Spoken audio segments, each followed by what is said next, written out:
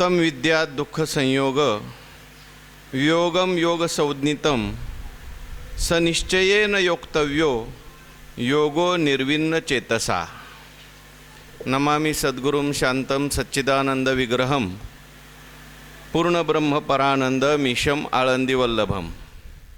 भगवंताच्या कृपेने सर्व साधू संतांच्या आशीर्वादाने पुण्यसलीला इंद्रायणी मातेच्या पावन तीरावर संजीवन समाधीस्थ ज्ञानोबारायांच्या या पवित्र अशा अलंकापूर नगरीमध्ये वारकरी शिक्षण संस्था आणि आळंदी देवस्थान यांच्या माध्यमातून सुरू असलेली आपली नित्याची ज्ञानेश्वरी प्रवचन सेवा, प्रवचन सेवेकरता उपस्थित सर्व भाविक भक्त श्रोते सज्जन माता भगिनी सर्वांना वंदन करून आपण सर्वांनी मिळून ही चिंतन सेवा या ठिकाणी करायची आहे। भगवान श्रीकृष्ण परमात्मा ठीक आहे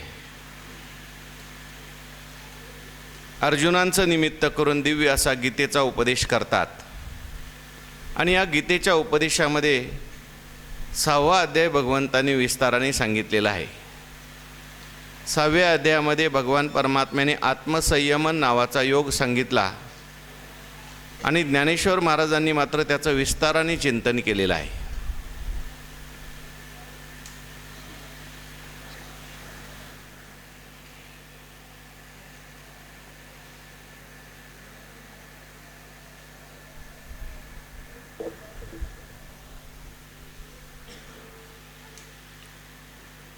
योग शब्दाचा अर्थ साधन आहे, उपाय आहे।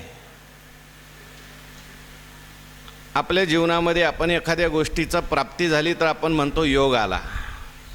आज आम्हाला प्रवचनाचा योग आला, आम्हाला आज तुमच्या घरी जेवणाचा योग आला। तर योग शब्दाचा अर्थ प्राप्ती म्हणा, साधन म्हणा, उपाय म्हणा, असे अनेक त्या ठिकाणी योग शब्दाचे अर्थ आहेत। तेव्हा देवाच्या प्राप्तीकरता करायचं जे साधन आहे त्याला म्हणायचं योग।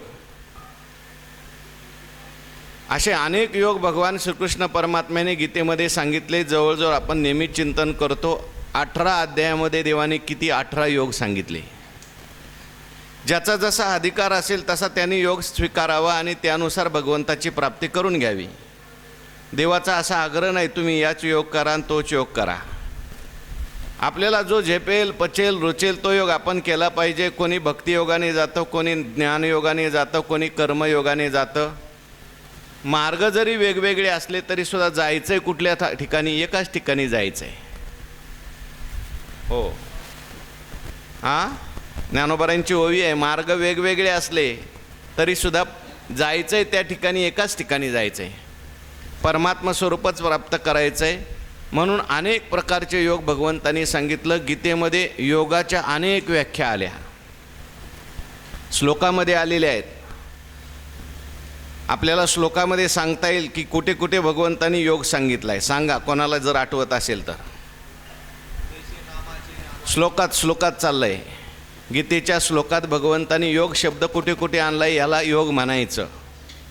मी सांगतो, समत्वम योग उच्यते, म्हणजे भगवंतांनी समतेला सुद्धा योग म्हटलेला आहे। आणखीन बोला। एक तर मी सांगितलं ना, गीतेतलं सांगायचं, गीतेच्या श्लोकातलं देवानी योग कुठं शब्द आणला आहे, योग कशाला म्हटलेला आहे।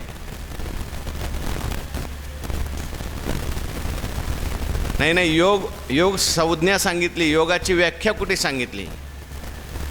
हां एवढी सांगितली का? आणि किती ठिकाणी गीतेमध्ये योगाच्या व्याख्या आलेल्या आहेत। आता इथे समतेला भगवंतांनी योग म्हटलेला आहे।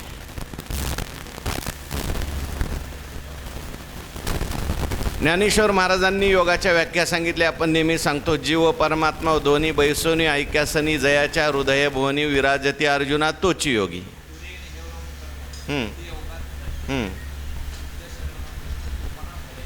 नाही, योग शब्दाची योग तिथं असा शब्द आला पाहिजे, याला योग म्हणतात। जसं अर्जुना समत्व चित्ताचे तेची जाण योगाचे, ओवी सांगितले आपण, काय हरकत नाही। चला ओवी सांगा किंवा श्लोक सांगा जिथं योगाची व्याख्या आलेली आहे। तुमच्या पण डोक्याला थोडा ताण पाहिजे ना। मला प्रवचन करायचं म्हटलं मला 3 तास वाचावं लागतंय। हां योग कशाला म्हणतात या योग शब्दाच्या अनेक व्याख्या आहे. उद्या आणखीन कोणाला सापडली तर सांगा. पण इथे भगवंताने जो योग सांगितला आहे हा योग थोडासा वेगळा आहे. हां, योग शब्दाची व्याख्या पाहिजे. ते योगाचं लक्षण सांगितलं, संतुष्टम सततम योगी. याला योग म्हणतात, याला योग म्हणतात, याला योग म्हणतात असं देवाने अनेक वेळा सांगितलंय. तर आता इथे या श्लोकात सुद्धा याला योग म्हणतात असं भगवान परमात्मा सांगतात. एक सांगितलं मी, समत्वम योग उच्यते, समत्व प्राप्त होणं त्यालाही भगवंतानी योग म्हटलं. ज्ञान प्राप्त होणं यालाही भगवंतानी योग म्हटलंय. परमात्मा स्वरूप प्राप्त होणं यालाही भगवंतानी अनेक ठिकाणी योग म्हटलंय. आपल्या जीवनामध्ये दुःख नष्ट होणं याला सुद्धा भगवंतानी योग म्हटलंय. अहो, स्थितप्रज्ञ काय, भक्त काय, ज्ञानी काय, योगी काय, ही सगळी एकच आहे. अर्जुना तो भक्तू तोची योगी तोची मुक्तू, तो वल्लभा मी कांतो ऐसा पडी. हां, तर योग कोणता? भगवान परमात्म्याने इथल्या श्लोकात काय योग सांगितला आजच्या श्लोकामध्ये तो गमतीचा सांगितला आहे. याच्याकरता मी सगळं बोलतोय. तुम्हाला आम्हाला योगी म्हणजे काय वाटतं? आता आपण ज्ञानेश्वरी ऐकतोय म्हणून सोडून द्या, पण बाकीच्या व्यवहारातल्या एका माणसाला जर विचारलं अमुक अमुक माणूस योगी आहे, योगी म्हटल्यानंतर त्याच्या डोळ्यासमोर काय उभं राहतं? योगी म्हटल्यानंतर एक तर त्याच्या डोळ्यासमोर कोणीतरी मनुष्य बसलेला आहे, नाक धरून बसला आहे, डोळे बंद करून बसलेला आहे, कुठली तरी मुद्रा त्यांनी लावलेली आहे, योगी. नाहीतर लांब जटा वगैरे वाढवलेले आहेत, कपडे वगैरे लाल आहेत, एकांतात बसलेला, एका पायावर उभा आहे, दोन पायावर उभा आहे, उलटा उभा आहे, योगी. असं एक सामान्य माणसाचं योग्याबद्दल त्या ठिकाणी कल्पना आहे. पण भगवंताला गीतेत तो योगी सांगायचा नाही. तो कपड्याचा योगी असेल, तो अवस्थेचा योगी असेल, भगवंताला जो योगी सांगायचा आहे, योग सांगायचा आहे, तुमच्या आमच्याकरता सगळ्यांच्याकरता सांगायचा आहे. आपलं काम करत असताना, आपला व्यवहार करत असताना, आपला संसार करत असताना आपल्याला योगी होता आलं पाहिजे असा योग देवाला सांगायचा आहे. आणि म्हणून भगवंताच्या योगाच्या व्याख्याच वेगळ्या आहेत. आता समत्वम योग उच्यते हा योग कोणाला जमणार नाही सांगा. फक्त समदृष्टी झाली पाहिजे. हे विश्वालंकाराचे विसुरे आहे ते अनानी आकारे पडी घडले एकची भांगारे परब्रह्मे. सगळ्यामध्ये विविधता जरी दिसत असली, विषमता जरी दिसत असली, त्या विषमतेमध्ये समता पाहायची, परमात्म्याला पाहायचा हा योग. इहलोकी तोची सर्वाभूती सम, शरीराचा भ्रम नेणे कदा. योग तुकाराम महाराज म्हणतात योग कोण? त्याच्याकडे संपत्ती आहे तो योग. योग्याची संपदा त्याग आणि शांती, उभय लोकी कीर्ती सोहळा मान. योग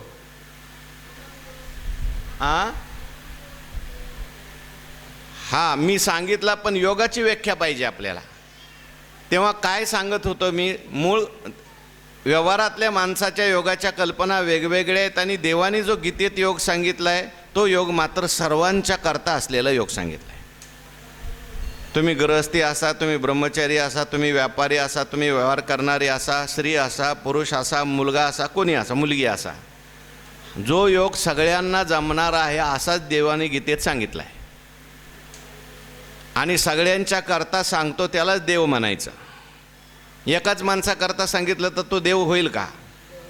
देव म्हटल्यानंतर तो आपण सगळी देवाची लेकरं आहोत, सगळ्यांचा विचार करतो, सगळ्यांच्या कल्याणाचा विचार करतो, म्हणून त्याला देव म्हणतात. तेव्हा भगवंतांनी या श्लोकात जी व्याख्या सांगितली ती व्याख्या गमतीची सांगितली. देवाचा संन्यासी वेगळा, देवाचा योगी वेगळा, देवाचा भक्तही वेगळा आहे. त्याला देव असं म्हणत नाहीत की माझा भक्त म्हणजे उभ्याच गंध लावतो, आडवा लावत नाही, हीच माळ घालतो तीच माळ घालत नाही, असं काही कुठं गीतेत आलेलं नाही बरं का. त्याच्या मनामध्ये सर्वांच्या विषयी प्रेम असतं, माझ्याविषयी प्रेम असतं, सर्वत्र त्याला परमात्मा दिसतो. अशा व्याख्या जास्त आलेल्या आहेत. बाह्य लक्षणं नसावी असं मी म्हणत नाही, ती असावी, पण बाह्य लक्षणापेक्षा महत्त्वाचे अंतर्लक्षण आहे. म्हणून इथे जे भगवंतांनी योग कशाला म्हणतात, कोण आहे योगी, त्याची व्याख्या सांगितली, ती गमतीची सांगितली. याच्याकरता मी एवढं बोललो. कोण आहे योगी भगवंताला विचारलं. 23वा श्लोक बघा. तम विद्या दुःख संयोग वियोगम योग संज्ञितम. तम शब्दाचा अर्थ आहे त्यास. आता तम म्हटलं की पहिलं अगोदर यम येतं. यम म्हटलं की तम. अगोदरच्या श्लोकात यम शब्द आलाय आणि या श्लोकात तम शब्द आलेला आहे. त्यास भगवान परमात्मा म्हणतात विद्यात. योग संज्ञितम विद्यात. त्याला योगी असं जाणा, त्याला योगी असं म्हणा, तोच योगी आहे. अरे कोण देवा? जो अगोदरच्या श्लोकात सांगितलाय तो. यम लब्ध्वा चापरम लाभम मन्यते नाधिकम ततः यस्मिन स्थितो न दुःखेन गुरुनापि विचाल्यते. जो लाभ प्राप्त झाल्यानंतर त्याला दुसरा त्याच्यापेक्षा कोणताही श्रेष्ठ लाभ वाटत नाही आणि किती जरी डोंगरा एवढी दुःख आली तरी तो विचलित होत नाही, तो योगी. आणि तो यम शब्द घेऊन भगवान पुन्हा इथे आणखीन थोडीशी व्याख्या सांगतात. तम विद्या दुःख संयोग वियोगम योग संज्ञितम. दुःख संयोगम वियोगम योग संज्ञितम म्हटलंय म्हणजे दुःखाच्या संयोगाचा वियोग ज्याला आहे तो योगी. आता असा जो योगी आहे याच्यामध्ये आपण सगळे येतो बरं का. कारण म्हणजे योग्यामध्ये आपण येत नाही, पण आपल्याला सगळ्याला तो योगी होता येतं. कारण देवाचा हा जो योगी आहे हे सांगत असताना भगवान परमात्म्याचे शब्द बघा. दुःख संयोग वियोगम म्हणजे त्याच्या जीवनात दुःख वियोग आहे असं म्हटलंय का दुःख संयोग वियोग म्हटलंय? काय म्हटलंय बघा. तुमच्या शब्द काय आहेत गीतेत? का माझे वेगळे आहेत आणि तुमचे वेगळे आहेत? दुःखाच्या संयोगाचा वियोग ज्याच्या जीवनात आहे तो योगी आहे. याचा अर्थ काय होतो? याचा अर्थ असा होतो की त्याच्या जीवनात दुःखाचा संयोग आहे. देवाला असा अपेक्षित योगी नाही की ज्याच्या जीवनात दुःखच कधी येत नाही.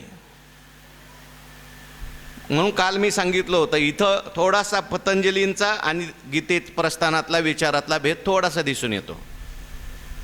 पतंजलीचं जो योगसूत्र आहे ते साधन आहे, पण त्यांनी सांगताना असं म्हटलेलं आहे की आपल्याला दुःखाचं आभान झालं पाहिजे. म्हणजे दुःख आपल्याला आलंच नाही पाहिजे, दुःख आपल्या जीवनामध्ये दुःखाचं भानच नाही झालं पाहिजे. बहुतेक सांगणारे जे आहेत ते म्हणतात अशा ठिकाणी जाऊन बसा की तिथं दुःखच आलं नाही पाहिजे. अशा ठिकाणी राहा. हो, हे सगळं द्या सोडून आणि एकत्र कुठंतरी जाऊन बसा की जिथं तुमच्या जीवनात काही दुःखच आलं नाही पाहिजे. पण लक्षात घ्या, हे दुःख असं विचित्र आहे, तुम्ही कुठेही जाऊन बसा तुमच्या मागच येतं. हो, कारण शरीराचे निमिषके हे कर्म जे आहे ते शरीराच्या निमित्ताने आपल्या मागच लागलेलं आहे. जरी शरीर म्हटल्या शरीराच्या गावा पाहे पा शरीराच्या गावा नाही नाही नाही देहाच्या गावा आलिया जन्म मृत्यूच्या सोहळ्या ना मनो नये धनंजया जिया परी. आलाय ना आता इथे, आता मग तुम्हाला नाही म्हणता येणार नाही. थोडा कोणाला कमी येईल कोणाला जास्त येईल, पण प्रत्येकाला येणारच आहे. जो देखे सो दुखिया बाबा सुखिया कोई नाही. राजा दुखिया परजा दुखिया दुखिया सगळे बैरागी दुखिया सगळे संन्यासी दुखिया सगळे दुखिया. फक्त प्रत्येकाच्या दुःखाचे प्रकार वेगवेगळे आहेत. हो, ज्याला सगळे आहेत त्याला दुःख आहे, ह्याच्यापासून त्रास होतो, ह्याच्यापासून त्रास होतो, त्याच्यापासून त्रास होतो. आणि ज्याला कोणीच नाही त्याला वाटतं आता मला कोण सांभाळणार, याचं दुःख आहे त्याला. प्रत्येकाच्या दुःख येणं हा त्या ठिकाणी भगवंतांनी सांगितलंय. दुःख जे आहे ते प्रारब्धानुसार येत असतं, कर्मानुसार येत असतं. पण योग कुठे आहे बघा. दुःखाचा संयोग होतो, पण दुःखाचा संयोग जरी झाला तरी त्या दुःखाचा त्याला वियोग आहे.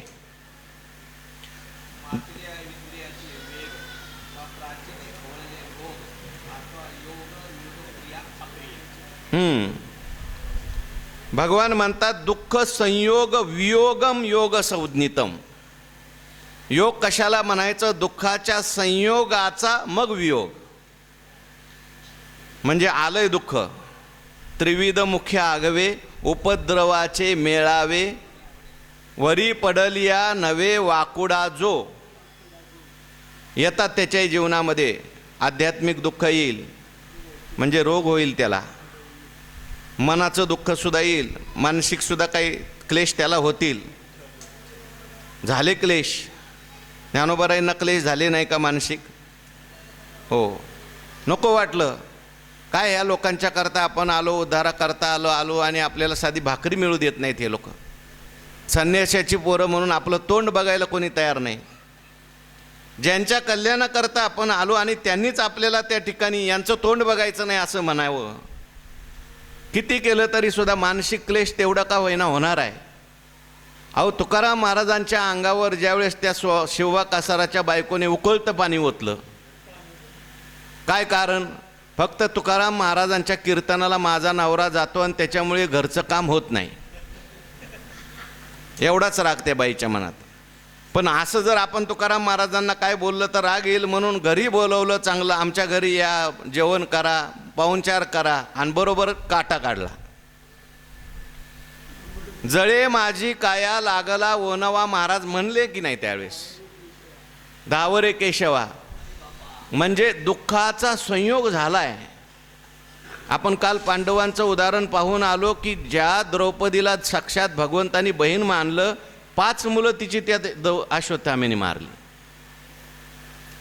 भगवान परमात्मा जर तिथे आहे असं असताना सुद्धा 5 मुलं गेली ना. आणि म्हणून भक्तांच्या जीवनामध्ये, ह्या योग्याच्या जीवनामध्ये दुःखाचा संयोग आहे, लक्षात घ्या. पण या संयोगामध्ये जो दुःखाचा वियोग करतो, संयोग झाला असताना सुद्धा जो त्याने लिप्त होत नाही, त्या दुःखाने तो दुःखी होत नाही, त्या दुःखाचं परत दुःख करत बसत नाही, भगवान म्हणतात तो योगी आहे. आता असा योगी होणं कोणाला अवघड आहे सांगा बरं? सोपं आहे. कारण आपल्या सगळ्यांच्या जीवनामध्ये ही दुःख येतात.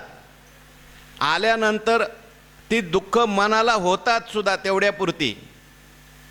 वृत्ती आहे तेवढ्यापुरती सुखाकार होते, दुःखाकार होते. आता एकदम सुखाकार दुःखाकारच वृत्ती व्हायची नाही, मग त्याला आणखीन पुढची अवस्था पाहिजे, तुरीय अवस्था. आताच्या ह्या अवस्थेमध्ये सगळी होणार भगवान म्हणतात. पण झाली तरी सुद्धा हे दुःख माझं नाही, हे दुःख म्हणजे मी नाही, मी दुःखी आहे असा अभिमान करायचा नाही. आणि असा जो करतो त्या दुःखाने लिप्त होत नाही, भगवान म्हणतात तो योगी आहे. योग संज्ञितम, त्याला म्हणायचं योगी.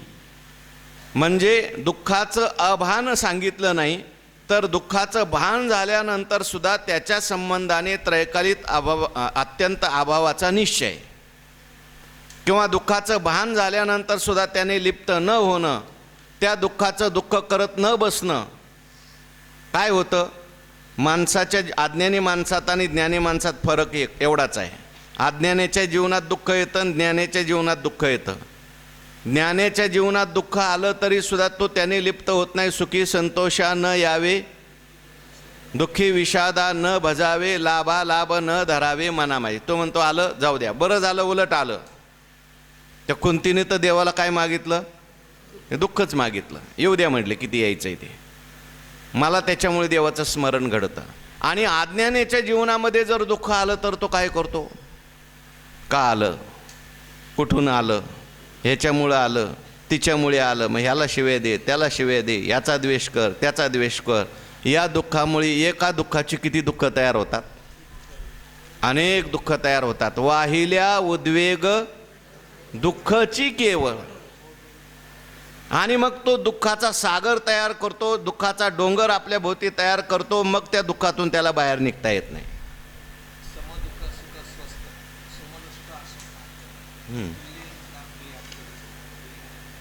हो, म्हणून भगवान परमात्मा त्या ठिकाणी सांगतात ओव्या कितीतरी ओव्या आलेल्या आहेत, कितीतरी. कधी दुःखी होत नाही. मी एकच सांगितली फक्त सुखी संतोषानं व्हावे. अशा कितीतरी ओव्या ज्ञानेश्वरीमध्ये पावलोपावली ओव्या आहेत. फक्त विचार केला पाहिजे बाबा त्या विषयाची कुठं आली ओवी. त्या मनुष्याला दुःख वाटत नाही. आता काल आपण बरेच ओव्या म्हणून आलो. दक्षिण उत्तर मारोता, मेरू जैसा पंडूस होता, तैसा सुखदुःखी प्राप्ता मध्यस्थू जो. त्या ठिकाणी तशा प्रकारची त्याची स्थिती झाली असते. आलिप्त तो झालेला, सुख दुःख समान सकळ, जीवाचा कृपाळ, ज्ञानाचा उद्बोध, भक्ती प्रेमाचा कल्लोळ. परमात्म्याचं चिंतन करण्यामध्ये तो एवढा व्यस्त असतो, भगवंताचं चिंतन करत असतो किंवा आपल्या वाट्याला आलेलं काम करत असतो. ते दुःख आलं काय आणि गेलं काय याचं त्याला भान नसतं. म्हणून हा योग आहे, याला योग म्हणायचं आहे. आता हा योग आपण सगळे करू शकतो का नाही बघा. आपल्या सगळ्याच्या जीवनामध्ये दुःख येतं, फक्त आल्यानंतर दुःखी व्हायचं नाही, येऊ द्यायचं नाही. त्याच्याकरता करा प्रयत्न थोडाफार, पण तरी येणारच आहे. तरी आलं तरी सुद्धा त्या दुःखाने मी दुःखी होणार नाही असा निश्चय करायचा आहे. माझ्या आत्मस्वरूपाच्या ठिकाणी हे सगळं सुख दुःख नाही आहे, हे सगळं अंतःकरणामध्ये आहे, हे सगळं कल्पित आहे. किंवा मग आपलं मन एखाद्या परमात्म्याच्या ठिकाणी लावायचं की लावल्यानंतर आलं काय आणि दुःख गेलं काय. आलियाची से न करी, न पवता चाड न धरी, मेरू जैसा. हा, अलाभे न पारुखे, पावसेविन न सुखे, समुद्र जैसा. अशा प्रकारे त्याला स्थिती प्राप्त झालेली असल्यामुळे तो जो आहे तो योगी आहे. भगवान परमात्म्याला हा योगी सांगायचा आहे. योग संज्ञितम. चला, मन भगवान म्हणतात असा योग सनिश्चयेन योक्तव्यो योगो निर्विन्न चेतसा. हा योग जर त्या ठिकाणी करायचा असेल तर भगवान म्हणतात सह निश्चयेन योक्तव्यो. तो योग तुम्ही निश्चयाने करा. हा योग करण्याकरता माणसाकडे काय पाहिजे? निश्चय पाहिजे पहिला. सगळ्यांना करता येणार नाही. ऐकलं प्रवचनात, सांगणं सोपं आहे, ऐकणं सोपं आहे, पण आलं दुःख माणसाच्या जीवनात की मग असं म्हणू शकत नाही तो मी दुःखी होणार नाही, लगेच दुःखी होतो. बरं होतो तो होतो, पुन्हा दुसऱ्याला दुःखी करायला लागतो. अहो काय करायचं, माझ्या जीवनात असं झालं, माझ्या जीवनात तसं झालं. म्हणजे आपण तर स्वतः दुःखी, सगळ्याला दुःखी करायचा प्रयत्न करतो. बघ, निंदा मोठकी ऐके, कपाळ धरुणी ठाके, चिखलू जायसा. म्हणून भगवान म्हणतात पहिला याच्याकरता निश्चय महत्त्वाचा आहे. निश्चय, परमात्मा स्वरूपाचा निश्चय झाला पाहिजे. हे जे सगळं आहे, दुःख असेल सुख असेल, हे सगळं माझे धर्म नाहीत, हे प्रकृतीचे धर्म आहेत, मनाचे धर्म आहेत, बुद्धीचे धर्म आहेत, शरीराचे धर्म आहेत. हे होणारच आहे शरीरामध्ये. आज ना उद्या होणार आहे. आज थोडं होतं आहे, उद्या जास्त होणार आहे. पण मी मात्र कोण आहे? मी वासुदेव तत्वता. हो, त्या ठिकाणी मग म्हणे सर्वत्र सच्चिदानंदू, मीचे का स्वतः सिद्धू, बेदू नेनोनी जाणे. हा तो मी, तो अलिप्त आहे. हो, तुकोबारायांनी सांगितलं ना, अलिप्त कमळ जळी जैसे, सत्यवादी करी संसार सकळ. किंवा तै मग मी व्यवहारी असेन वर्तत, जेवी जळा आत पद्मपत्र. म्हणून निश्चय पाहिजे. कोणता निश्चय पाहिजे? परमात्मा स्वरूपाचा निश्चय पाहिजे. किंवा मला हा योग प्राप्त करून घ्यायचा आहे असा निश्चय पाहिजे. निश्चयाचे बळ. हो, म्हणजे निश्चय जर नसेल माणसाचा तर मग ते करण्यामध्ये सुद्धा ढिलाई होते. आणि निश्चय पक्का असेल तर मनुष्य करत राहतो. प्रयत्न करायचा आहे ना. काय आज लगेच ऐकलं आणि लगेच आपल्याला तशी स्थिती प्राप्त होईल असं नाही, पण हळूहळू जर प्रयत्न केला तर ती स्थिती प्राप्त होऊ शकते.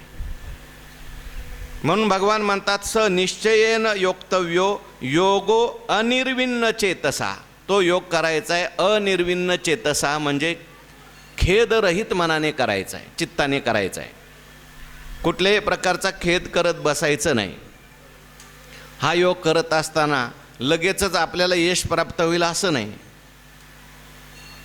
कारण सोपं नाही ना. इंद्रियांना जिंकणं सोपं आहे का? मनाला जिंकणं सोपं आहे का? अहो पुन्हा पुन्हा प्रयत्न करावा लागतो. एकदा आणलं लावलं परत जातं. मोठ्यांचं गेलं, आपलं काय घेऊन बसला तुम्ही? पण प्रयत्न करायचा, निश्चय करायचा. देवाची कृपा झाली, आपले प्रयत्न झाले तर एक दिवस का होईना निश्चित प्राप्त होईल. म्हणून भगवान म्हणतात अनिर्विण्ण चेतसा, त्याच्यामध्ये तुम्ही खेद करू नका. नको खेद करू जाण तसे. देवालाही कळतंय हा प्रयत्न करतोय, काही का होईना प्रयत्न चालू आहे. ती मुंगी बघा तुम्ही, वर एखाद्या ह्याच्यावर चढत असली किती वेळा खाली पडते, पण चढते शेवटी. एवढं मोठं वारूळ तयार करते, एक एक कण आणून तयार करते, लक्षात घ्या. म्हणून कुठल्याही गोष्टीचा जर निश्चय असेल, अभ्यास असेल, भगवान म्हणतात अनिर्विण्ण चेतसा, म्हणजे उनाकारण खेद करू नका, दुःख करत बसू नका. मला आता हे जमलं नाही, आता जमणारच नाही. अरे बाबा, आज नाही जमलं ते उद्या जमेल, पण प्रयत्न तर तू करतोयस ना. आणि म्हणून तुला एक दिवस आता हे दुःखाचा संयोग माझ्या ठिकाणी आहे, पण त्याचा वियोग आहे, असं आपल्याला त्या ठिकाणी चिंतन करता येतं. आपण नेहमी सांगत असतो, एखादं आपण प्रदर्शन पाहायला गेलो, चित्राचं प्रदर्शन असतं. काही चित्र अशी असतात की आपल्याला तिथं हसायला येतं, काही चित्र असे असतात की आपल्याला ते पाहिल्यावर रडायला येतं. पण बाहेर निघाल्यानंतर आपल्याला आपल्या हसण्यावरही आपण हसतो आणि रडण्यावर सुद्धा हसतो. हसणं असेल, रडणं असेल, हे दोन्ही, मी विनाकारण हसलो, मी विनाकारण रडलो. आपल्या स्वरूपामध्ये मात्र हे दोन्ही नाही. माझं स्वरूप जे आहे ते आनंद रूप आहे. म्हणून सनिश्चयेन योक्तव्यो योगो अनिर्विण्ण चेतसा, अशा प्रकारे या ठिकाणी सांगतात. आपल्याला अनेक उदाहरणं देता येतील. कितीतरी अगदी पूर्वीचे संत होऊन गेले. अलीकडच्या काळामध्ये आपण सांगतो ते भगतसिंगाचं उदाहरण सांगतो. त्याला फाशी द्यायचं जेव्हा ठरलं तर त्याचं वजन वाढलं म्हणतात. म्हणजे फाशी ज्याला आता फाशी देणार आहे 1 महिन्यानं, तर त्याला कळलं तुला फाशी देणार आहे, आणि त्याच्यानंतर त्याचं वजन वाढलं. वजन वाढायला पाहिजे का कमी व्हायला पाहिजे? अहो काय माणसं काळजीनीच मरून जातील. त्याचं वजन वाढल्यानंतर त्याची मुलाखत घेण्याकरता एक मनुष्य गेला. म्हटलं का हो, तुम्हाला 1 महिन्याने फाशी आहे, तुमचं वजन वाढलं कसं काय? तो म्हटला फाशी म्हणजे काय, मरण म्हणजे काय, उलट चांगलं आहे. मी आता वयस्कर झालो होतो, देशाची सेवा करू शकत नव्हतो, आता मेल्यानंतर परत जन्माला येईल, परत देशाची सेवा करील, म्हणून मी त्या ठिकाणी माझं वजन वाढलं. शेवटी काय मान्यतेवर आहे, लक्षात घ्या. आपल्या समजुतीवर लक्षात घ्या. आपल्या समजुती बदलल्या तर आपली सगळी दुःख जातील. आणि जर आपल्या समजुती आपण बदलणार नसोल तर मग सगळं ओझं घेऊनच जीवन जगायचं आहे. देखा पुढीलाचे ओझे आपल्या माथा घेईजे, मग कान दाटीजे धनुर्धरा. ज्ञानोबराय बोलतात आपल्याला पुढे जायचं आहे. जया सुखाची आ गोडी, मग आरतीची सेची सोडी, संसाराची आ तोंडी गुंतले जे. आता ह्याच्यासाठी ज्ञानोबरायांची मागची ओवी बघा. ओवी क्रमांक 372 चालू झाली. 71 बघा. ऐसे आपण पया आपण पारिगोनी ठाये, मग देहाची वास न पाहे, आणि कची सुख होऊनी जाये मनोनी विसरे. तो सुखस्वरूप झाला म्हणून देहाची स्मृती आता त्याला राहिली नाही. आणि म्हणून ते जे सुख आहे ते कसं आहे, जया सुखाची आ गोडी, जे सुख प्राप्त झाल्यानंतर मग आरतीची सेची सोडी. मनामध्ये असलेल्या जेवढ्या काही इच्छा होत्या, कामना होत्या, वासना होत्या, आरती म्हणजे तीव्र इच्छा, मला हे पाहिजे, मला ते पाहिजे, मला ते पाहिजे. खूप माणसाचं असतं, किती असलं तरी ते पाहिजे चालूच राहतं. आपण ती रामायणातली गोष्ट सांगतो. एकदा प्रभू रामचंद्र आपलं राज्य कसं चाललंय बघण्याकरता म्हणून गेले. एक गरीब मनुष्य होता आणि त्याचा आणि त्याच्या बायकोचं बोलणं चाललेलं होतं. ती म्हणायला लागली होती आपल्या मुलाचं शिक्षण करायचं आहे, माझे दागिने विका, मुलाचं शिक्षण करा. रामप्रभूंना वाईट वाटलं, आपल्या राज्यात एवढी गरिबी. दुसऱ्या दिवशी त्या माणसाला बोलवून घेतलं आणि सांगितलं, आज सूर्योदयापासून उद्या सूर्योदयापासून सूर्यास्तापर्यंत तुला जेवढं धन पाहिजे तेवढं घेऊन जा. कोठारं याच्याकरता मोकळी करा. धन आणण्याकरता तो सकाळी सूर्योदयाच्या आधीच येऊन बसला. घे पोतं जा घरी घेऊन, घे पोतं जा घरी घेऊन. सूर्यास्त झाला तरी त्याने पोतं भरलंच. आता सूर्यास्त झाल्यानंतर सेवक म्हणायला लागले, बास आता एवढं नेता येणार नाही. नाही नाही म्हटलं, मी सूर्यास्ताच्या अगोदर भरलंय. ते भांडण लागलं आणि ते प्रभू रामचंद्राकडे गेलं. प्रभू रामचंद्रांनी सांगितलं, अरे बाबा काहीच नव्हतं, मी तुला देण्याचा प्रयत्न केला पण तुझा लाभाला आणि लोभ वाढला, लक्षात घ्या. पण हा कुठपर्यंत असतो, जोपर्यंत याला खरं सुख मिळत नाही तोपर्यंत. एकदा का खरं सुख मिळालं, जया सुखाची आ गोडी, मग आरतीची शेची सोडी, त्याची आठवणच येत नाही.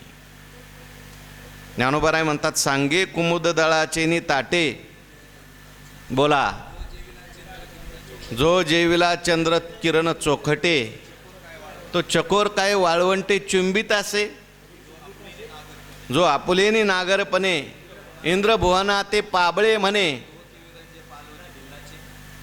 म्हणजे स्वतः जो श्रीमंत आहे, किती श्रीमंत आहे, आपुलेनी नागरपणे इंद्रभुवना ते पाबळे म्हणे. म्हणजे इंद्राचं भुवन हे काहीच नाही आपल्यासमोर. आणि म्हणतात तो गेला आणि त्या ठिकाणी भिल्लाचा जो पाल होतं, त्या भिल्लाच्या पालाला म्हणायला लागला, अहो किती चांगलं पाल आहे. म्हणेल का? अहो ज्याचं घर इंद्रापेक्षा चांगलं आहे, त्या भिल्लाच्या पालाला काय वाटेल तो.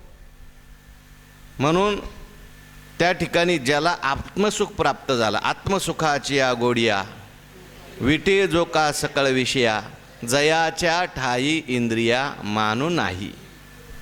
मग त्याला आता हे बाकीचं नको वाटतं. या ठिकाणी हे कोण, या सुखाने कोण त्या ठिकाणी रंगतो, कोणाला जास्त आवडतं, ज्याला आत्मसुख प्राप्त झालेलं नाही. नाही दिठे स्वसुखाचे सदा खर्राटे, तयाशीच विषय हे गोमटे आवडते. कालच झाली होई आपली. म्हणून भगवान परमात्मा इथं सांगतात, हे सुख असं आहे, जया सुखाची या गोडी, मग आरतीची शेची सोडी. विसरला तो विषय, विसर पडला निशेष, निघो मनोनिया त्यागी ती परोते, घेऊ संग सुख हरीच्या सांगाते. ते म्हणतात, नको आम्हाला हे बाकीचं आता काही नको वाटतं. का नको वाटायला लागलं? त्याचं कारण आहे, याला आतलं सुख मिळालं, संसाराचे मग जया सुखाच्या गोडी, मग आरतीची शेची सोडी, संसाराच्या तोंडी गुंतले जे. म्हणजे जे मन संसाराच्या तोंडात गुंतलेलं होतं, जे मन अनेक प्रकारच्या इच्छा करत होतं, ते आता मन त्याची आठवण विसरून जातं. संसाराच्या तोंडात एकदा हे मन गेल्यानंतर लवकर बाहेर निघणं कठीण आहे. कारण संसार किती मोठा आहे. पहा केवडा, न्याहाळी केवडा, हा पसरला असे चवडा, करुणी माझे वडा आकार गजू. एवढा मोठा संसार आहे, त्याच्यात मन गेल्यानंतर बाहेर निघणं अवघड आहे. पण निघलं. आता कोठे धावे मन देखील या, भाग गेला शिन गेला, अवघा झाला आनंद. म्हणून जे योगाची बरव, संतोषाशी राणीव, ज्ञानाची जाणीव जया लागी. जे सुख जे आहे ते कसं आहे, तर योगाची बरव म्हणजे योगाची शोभा आहे. हे सुख प्राप्त होणं हीच खरी योगाची शोभा आहे. नाहीतर केला योग, कशाकरता केला हो? काही नाही, एक सिद्धी प्राप्त होण्याकरता जीवनभर योग केला हो. काहीतरी शुद्र सिद्धी प्राप्त झाली, वाचा सिद्धी प्राप्त झाली हो, काही नाही, योग प्राप्त झाला आणि काहीतरी छू मंतर करतो, हातातून काहीतरी काढतो, लोकांना देतो. सगळं जीवन त्याच्याकरता घालवलं आणि काय प्राप्त केलं? एखादी वस्तू प्राप्त करून देणं. तेही खरं आहे का खोटं आहे काय माहिती. म्हणून ही योगाची शोभा नाही. योगाची शोभा काय आहे? असं सुख प्राप्त होणं. जे सुख प्राप्त झाल्यानंतर त्याच्यापेक्षा जास्त सुख कोणतंही प्राप्त करायची इच्छा होत नाही. किती दुःख आलं तरी विचलित होत नाही. हे योगाची बरव. संतोषाची राणीव हे सुख जे आहे ते संतोषाचं राज्यच आहे. हे सुख प्राप्त झाल्यानंतर आता त्याला संतोषाला काही कमी नाही. निरुपचार संतोषी जो वार्षे विन सागरू जैसा जळे नित्य निर्भरू तैसा निरुपचारू संतोष जो. योग केल्यानंतर जे सुख प्राप्त होतं त्याला संतोषाचं राज्य प्राप्त होतं. म्हणजे त्याला संतोषाकरता दुसरीकडे कुठं जावं लागत नाही, किंबहुना तो दुसऱ्याला संतोष देऊ शकतो. नाहीतर मग संतोषाकरताच सगळं आहे. इतर साधनं जरी केली, सगळे बाकीचे योग जरी केले तरी संतोष जर नसेल तर मग तो योग जो आहे तो फलद्रूप झाला असं म्हणता येणार नाही. संतोष जर चित्ताला नसेल तर मग सगळं दुःखच आहे. म्हणून सगळ्यात मोठं धन जर कोणतं असेल संतोष.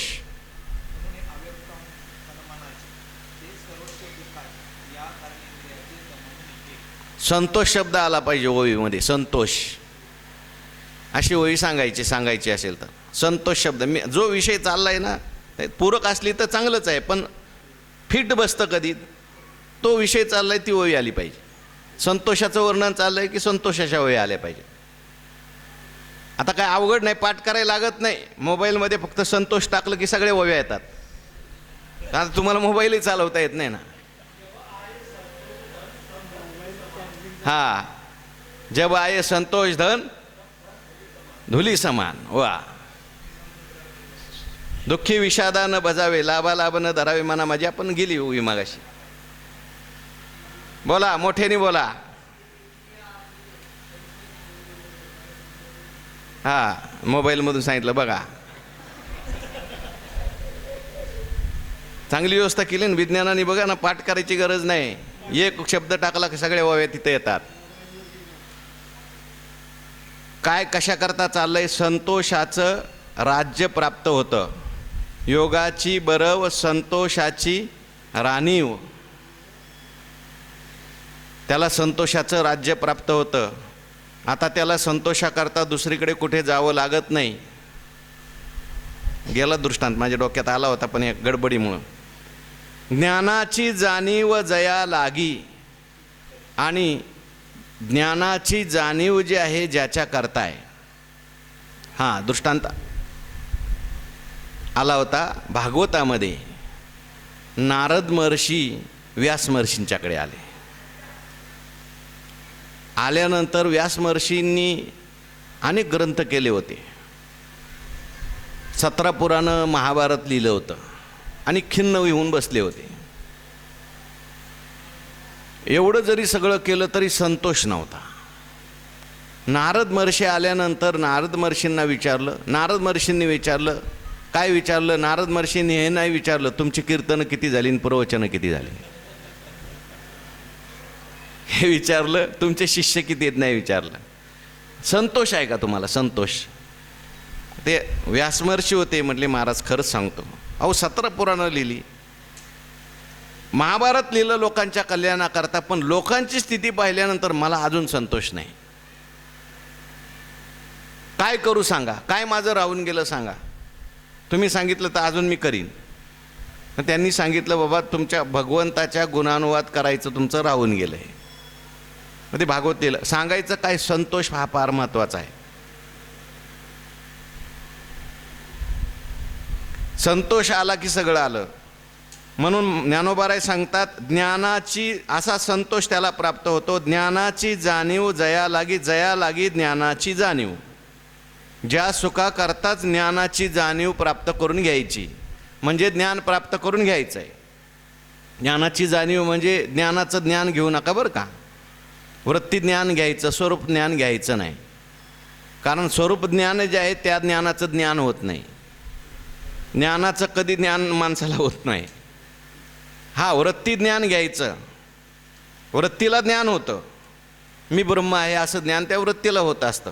आणि मग मी ब्रह्म आहे हे देह आहे ही वृत्ती घालवते आणि ब्रह्म स्वरूपता त्या ठिकाणी शिल्लक राहते पुढे. ज्ञानाची जाणीव म्हटलेलं आहे. म्हणजे याच्याकरताच हे सगळं ज्ञान, सारखी सगळी खटपट करायची आहे. या सुखाकरता, या सुखाकरता सगळं, याजसाठी जप याजसाठी तप व्यासही अमुप ग्रंथ केले. हो, करा जप तप अनुष्ठान याग संती हे मार्ग सांगितले. म्हणून हे याच्यासाठी ज्ञान जाणीव आहे. शुद्ध ज्ञानामध्ये जाणीव नेणीव भगवंती नाही असं आहे. ते अभ्यासिलेनी योगे सावे व देखावे लागे देखिले तरी अंगे होईजे लगा.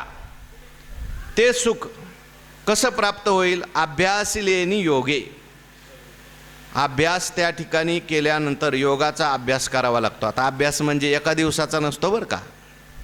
अभ्यास एक दिवस नसतो. अभ्यास म्हणजे अनेक दिवस करावा लागतो. हळूहळू करणं, पुन्हा पुन्हा करणं, युक्तीने करणं, याला अभ्यास म्हणतात. तुकाराम महाराजांनी जे उदाहरण सांगितलं ते खडक फोडणारं मूळ आहे. ओले मूळ भेदी खडकाचे अंगा. एका दिवसात फोडतं का अनेक दिवसांनी फोडतं? अहो, असं जर बोटाने कुरतडलं नकाने तर तुटून जाईल, पण ते खडक फोडतं का? रोज त्याला टोचत राहतं थोडं थोडं थोडं थोडं.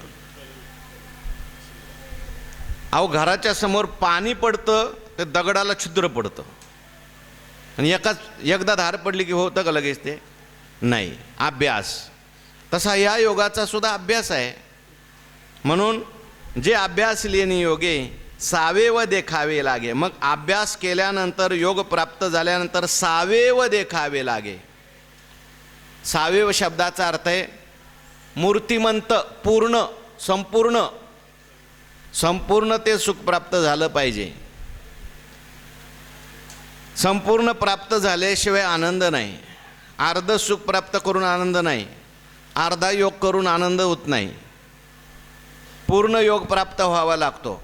नुसतं आत्मा कळून चालत नाही. आत्मा ब्रह्मरूप आहे हे कळावं लागतं.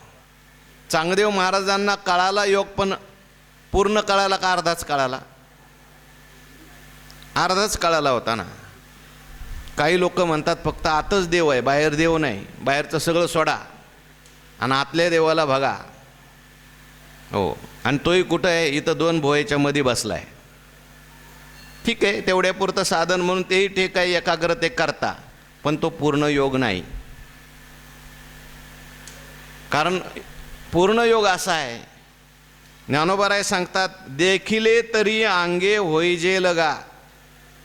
तो योग केल्यानंतर, पूर्ण ते सुख आपल्याला कळल्यानंतर, पूर्ण योगाचा अभ्यास झाल्यानंतर तो योगी जो आहे त्या सुखाहून वेगळा राहत नाही. तो तत्स्वरूप होऊन जातो.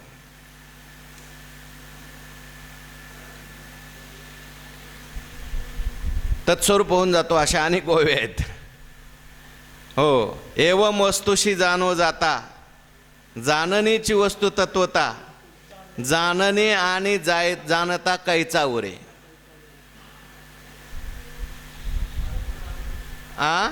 अनंत सुखाच्या डोही एक सरा तळूची घेतला जी तेची झाले. अशा वय पाहिजेत बघा. मग त्या असा अभ्यास केल्यानंतर ते तत्स्वरूप होऊन जातात, वेगळे राहत नाहीत, तेची झाले. असा जो योग आहे, देखिले तरी अंगे होई जे लगा. पण कशाने प्राप्त होईल? काय त्याच्यासाठी करावं लागतं? भगवान सांगतात, संकल्प प्रभवान कामान त्यक्त्वा सर्वान अशेषतः मनसेवेंद्रिय ग्रामम विनियम्य समंततः. परत आता भगवान परमात्म्याने योग सांगायला सुरुवात केली. बघा, महत्त्वाची गोष्ट असते, फार मोठं तिला फल असतं. एकदा सांगून लक्षात येत नसते, ती परत परत सांगावी लागते. काही अगोदरच्या प्रवचनात असतात, काही नंतरच्या नसतात. काहींच्या लक्षात पहिलं आलेलं असतं, नंतरचं येत नाही. काहींना कोणती युक्ती कळते, काहींना कोणती युक्ती कळते, म्हणून देवाला तळमळ आहे, देव परत परत सांगतात. कसा करायचा बाबा योग? तो ऐका. संकल्प प्रभवान कामान सर्वांस त्यक्त्वा अशेषतः. काय करायचं? भगवान म्हणतात कामनाचा त्याग करायचा आहे. संकल्प प्रभवान कामान, संकल्पापासून निर्माण होणाऱ्या ज्या काही इच्छा असतात, कामना असतात, त्या सर्वान सगळ्या त्यक्त्वा अशेषतः पूर्णपणे मुळापासून त्या सगळ्या कामना सोडायच्या. पण भगवंतानी इथे त्या कुठं निर्माण होतात तेही सांगितलं. कुठून निर्माण होतात कामना? अहो श्लोक बघा ना, तिथं नका मनाने नका सांगू, श्लोकात बघा. श्लोकात सांगितलंय संकल्प प्रभवान कामान. सगळे संकल्पातून निर्माण होतं. कामना निर्माण होतात संकल्प. संकल्प म्हणजे काय? संकल्प म्हणजे सम्यक कल्पना, सम्यकत्वाची कल्पना.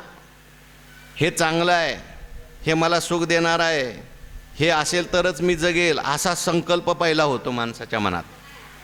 आणि चांगलेपणाची बुद्धी निर्माण झाली, सत्यत्वाची बुद्धी झाली की त्याच्याविषयी कामना निर्माण होते. हा मोबाईल चांगला आहे, दुकानात बघितला की डोक्यात काय राहतो? मोबाईल राहतो. आज ना उद्या पण जायचं, असं नाही तर तसा घ्यायचा. साडी बघितली तरी ती डोक्यात, आपलं जाऊ दे, आपण सगळी प्रवचनातली मंडळी आहे, आळंदीतली मंडळी आहे. बाहेरच्या लोकांचं तुम्ही बघा, बघितलं की संकल्प चालू. आणि मग संकल्पाने कामना निर्माण होतात. संकल्प प्रभवान कामान. पहिला मनात संकल्प निर्माण होतो. अनेक प्रकारचे संकल्प आहेत. काही शुभ संकल्प असतात, काही अशुभ संकल्प असतात. सम्यक कल्पना, सम्यक रीतीने मनात पहिली कल्पना निर्माण होते. आणि मग कल्पना निर्माण झाली, आवडे ते वृत्ती किरीटी, आधी मनोनी उठी, मग वाचा दिठी कराशी ये. पहिलं वाटलं चांगलं आहे प्रवचन, रोज आपण प्रवचन ऐकायला गेलं, प्रवचन चांगलं असतं एवढं कळलं की मग म्हणतो नाही आता उद्या जायचं. झोप जरी आली तरी जायचं. कीर्तन असेल, प्रवचन, ज्ञानेश्वरी पारायण असेल, आपल्याला जायचं, आपल्याला करायचं. पहिला संकल्प व्हावा लागतो. तसं ह्या बाहेरच्या विषयांच्या संबंधाने सुद्धा संकल्प निर्माण होतात. सम्यकत्वाची कल्पना असते. हा रूप विषय त्या ठिकाणी किती चांगला आहे, माझ्या डोळ्याचं कोड निर्माण, त्या ठिकाणी डोळ्याचं पोट भरतो. हा गंध विषय किती चांगला आहे, हा त्या ठिकाणी जिभेचा विषय किती श्रीखंड किती चांगला आहे, गुलाबजामुन किती चांगला, काय खाल्ल्यानंतर आनंद निर्माण होतो, असा संकल्प होतो.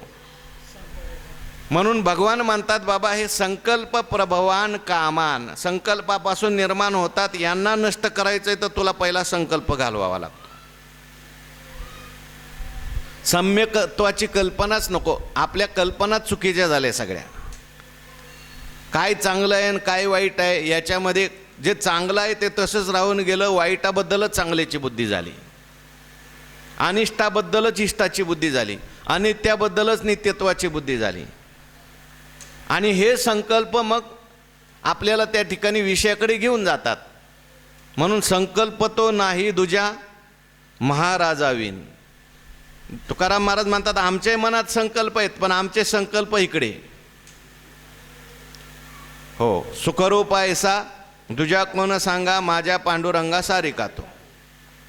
हा संकल्प आहे. म्हणून दुसऱ्या विषयाची वासना आणि इच्छा निर्माण होण्याचा प्रश्न निर्माण होत नाही. त्यांच्या लक्षात आलं ये रती माई के, ते आपल्या नाही लक्षात आलेलं. त्यामुळे आपल्याला इतर घ्यावंसं वाटतं, इतर करावंसं वाटतं. ठीक आहे, व्यवहार म्हणून आपल्याला गरजेपुरतं करावं लागतं, पण अतिरिक्त नको, अतिशय नको. त्याच्याशिवाय चालणारच नाही, त्याच्याशिवाय जमणारच नाही, तरच मी सुखी होईल.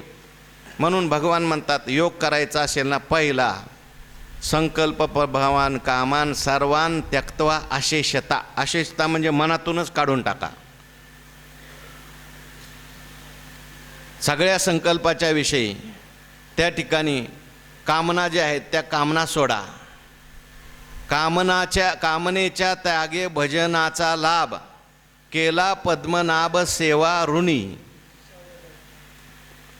आशा ही समूळ खणोनी काढावी तरीच गोसावी व्हावे तेने.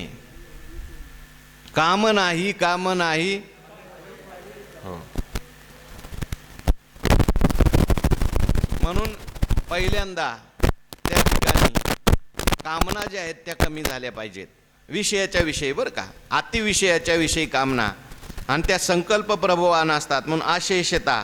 आणि मग सांडावे स्वभावे नाशतील. वा. म्हणून विषय आगवे सर्वथा मनोनी सांडावे, मग रागद्वेष स्वभावे नाशतील. मग पुढे तेच भगवान सांगतात, मग मनसा इंद्रिय ग्रामम विनियम्य, मनाच्या द्वारे इंद्रियांचे जे समुदाय आहेत त्यांना विशेष प्रकारे नियमन करायचं आहे. इंद्रिय ग्राम शब्द वापरला आहे, नुसतं एक एक इंद्रिय नाही वापरला. नाही तर एक इंद्रिय आवरलं आणि दुसरं मोकळं सोडलं. डोळा म्हटला, डोळ्याने काही बघायचंच नाही म्हटलं, आणि तोंडाने नुसताच बडबड करतो. हो, आमची आज एकादशी आहे म्हणून फराळच केला नाही, पण इतका बडबड करत बसला, इतका बडबड करत बसला बाबा, त्याच्यापेक्षा ती एकादशी करण्यापेक्षा थोडं खा, पण बोलू नको जास्त. बोलायचं असलं तर देवाविषयी बोल. एक इंद्रिय संयमन करून चालत नाही. संयम्य इंद्रिय ग्रामम शब्द वापरला आहे, इंद्रियाचा समुदायचा समुदाय. नाहीतर मग एक इंद्रिय तुम्हाला घेऊन गेल्याशिवाय राहणार नाही बाहेर. पण कशाने? मनसा. मन जे आहे हे आहे लगाम, आणि इंद्रिय जे आहेत ते घोडे आहेत. घोडे आवरायचे असेल तर पहिला काय टाईट करावा लागतो? नाहीतर लगाम ढिला सोडलेला आहे आणि घोडे आवरत बसला. भगवान म्हणतात तो मिथ्याचारी आहे. काय शब्द? काय? मिथ्याचारस उच्यते. मिथ्यासारच उच्यते. इंद्रियानी संयम्य य असते मनसा स्मरण. मिथ्याचारस उच्यते. बाह्येंद्रियांचं संयमन केलंय सगळं, बघत नाही, अमुक नाही, तमुक नाही, पण मनात चाललंय सगळं किलबिल किलबिल किलबिल. कधी हे होईल, कधी ते होईल, काय होईल, सगळं चालत नाही. म्हणून पहिल्यांदा मनसा, पहिलं मन त्या ठिकाणी, मनातून ह्याचा सगळ्याचा त्याग करा. मन सर्वथा मनोनी सांडावे, आणि मग आपोआप मनाच्या द्वारे इंद्रिय, मनाने इंद्रियाला सांगायचं बाबा हे ह्याच्यामध्ये तुझं कल्याण नाही, इकडं तुझं कल्याण आहे.